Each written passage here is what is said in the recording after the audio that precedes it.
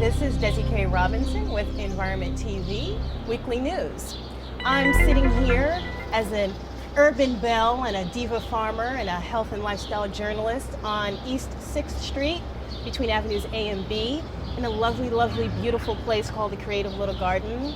And I am really feeling kind of wonderful about this space, and it makes me think of the work that I do with youth around New York City, particularly around health and social justice. And so when I think about this Lower East Side area and how blighted this area used to be and how infested with drugs and neglect many of the residents were, it's interesting and it's wonderful to see these really beautiful spaces and these gardens that are almost on every block.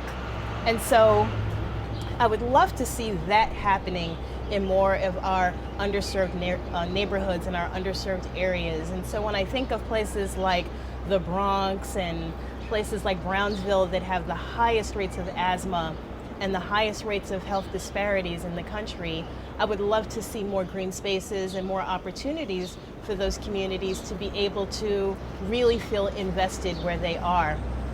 And so my concern is these areas have really become beautiful, lush, green, and speak to a lifestyle that is very much part of a tale of two New York cities. And so I want to make sure that as we continue to inform communities and educate communities around green spaces and around environmental issues, that those spaces continue to work for the people that live there, and the people that live there can continue to benefit from them. I don't want to see those spaces grow and become green and beautiful and lush, and the residents are no longer able to afford to live there. So as I sit here and think about the young people that I serve, I also serve on the board of Urban Assembly Affairs for Green Careers, high school here in New York City. I want to continue to impart on young people as well as educators and politicians and community leaders about spaces that really need to improve and grow and create food sources for food deserts around New York City's underserved areas, and have them continue to grow and thrive for the citizens and the residents that live there and not have them be pushed out. Thanks very much. I'm here with Environment TV Weekly News.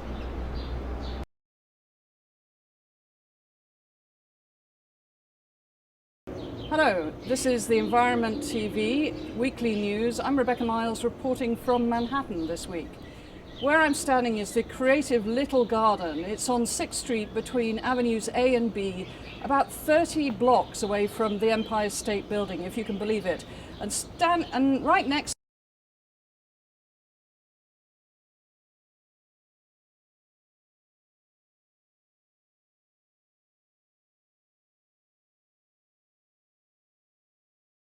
Right around this neighborhood, 2 centuries back, used to be marshland.